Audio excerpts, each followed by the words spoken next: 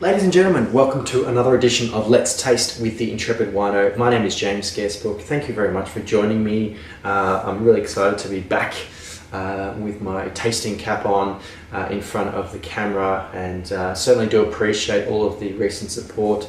I'm really humbled to know that people are watching my videos or listening to my podcast. I've recently had a number of people, both in the trade and wine lovers alike, come up to me and tell me that they've seen or heard something that I've done. So thank you, of course, to everyone who supports me, and most importantly, everyone who donates wine or donates their time to help me bring out some content.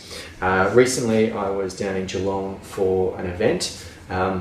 I was really lucky enough to profile not only some of the imported wines that I sell in the wholesale wine trade here in Melbourne from my employer, Enoteca Sydney, some amazing Italian, Austrian and French producer. But I was also able to show my Vino Intrepido wines that I made myself from 2016 and 2017 vintages. So that event was at the Hot Chicken Project. Went down with my beautiful fiancé, and we spent a night down there. Before the event kicked off, we went and had a quick glass of wine at the Geelong Cellar Door, which is across the road from the Hot Chicken Project on Little Malop Street. And I was really excited to visit for the first time and find out that I had actually met the owner previously, way back at when he worked at an amazing wine shop in Torquay called Corks Crew Cellars. So Geelong Cellar Door, probably as the name would suggest, profiles local wines to the Geelong area. So, you know, Geelong, Bellarine Peninsula, and sort of where else is there's a valley not far from there. My mind, the name escapes me, but they also have some guest wines there. A wine that I actually had previously tasted here on Let's Taste, made by Sierra Reed Milne, with the Alexia Grenache, the 2016 vintage, I think was one of my wines of the year 2 years ago. They had it by the glass, so I was really excited to revisit that one. And just as I was leaving, John had me taste this wine, which he actually made himself. So the brand or the winery is Domaine d'Ester. And this is the Lalou Rosé 2017 vintage. I believe at Geelong Cellar Door they're selling it for $35. And this is a rosé made from Grenache and Mourvedre. So it is those varieties are very commonly used for rosé wines and red wines as well in Provence, particularly Provençal rosés. There are a lot of Provençal rosés made. I think from memory there's actually more rosé made in Provence than all of wine full stop in Australia, all of Australia, which is pretty incredible. So a lot of really mediocre rosés, a lot of really good rosés, but these are really classic varieties to use for rosé production. And so of course, thank you to John for allowing me to share my impressions of this wine. I'm super excited, and if you do want to get a bottle of this, you can actually visit Geelong Cellar Door. It is absolutely worth a trip down to Geelong. There's lots of really exciting things going on there.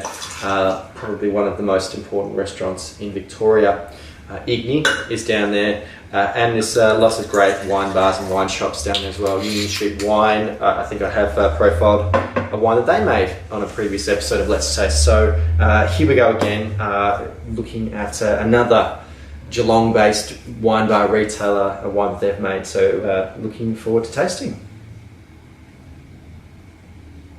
It's quite subtle on the nose, very elegant. It's not all just sort of creamy, sweet fruit characters.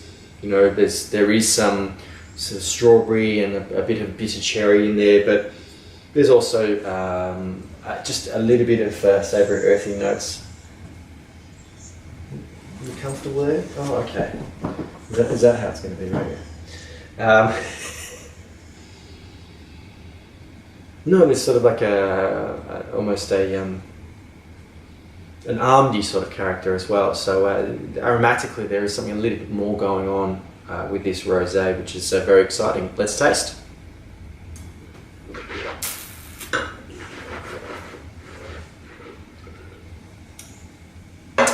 light and fresh, even though there is some lovely, generous red fruits, consistent with the aromatics on the front of the palate. There is some kind of mid-palate texture, savoury, not heavy. It's quite light. It sort of reminds me of kind of Pinot red wines almost, in that kind of way that it combines some red fruits and some savoury characters as well. It is a wine that is ideal on its own, but you could also pair this with certain foods as well. There is enough complexity, there is enough kind of savoury character that you could have it with food. So look, this is a reasonably serious rosé. Subsequently it has a slightly more serious price tag, but I believe this is all dry grown vines with a bit of age. So this is I think this is worth the investment. It's beautifully made, and look, it has that beautiful pale colour. Like, how can you not see that and want to just absolutely devour an entire bottle on your own? It's excellent. I'm really excited to see what else John produces. He's mentioning some of the things he was doing from the 2018 vintage, so very exciting to see. And like I said, do go down and support not just Geelong Cellar Door, but also all the wine producers down there. I have been fortunate enough to interview a winemaker from Bannockburn Vineyards, Matt Holmes, was on my podcast, the Vincast, and that was a really great episode. Bannockburn Vineyard is one of the top producers in Victoria. So there's lots of really great wines being made down there. Very exciting to taste more, and thank you very much, John, of course, for your hospitality, and also thanks for coming to taste my wines as well. Guys, if you'd like to submit some samples, I'm very, very happy to hear from you. Please do get in contact with me via my website.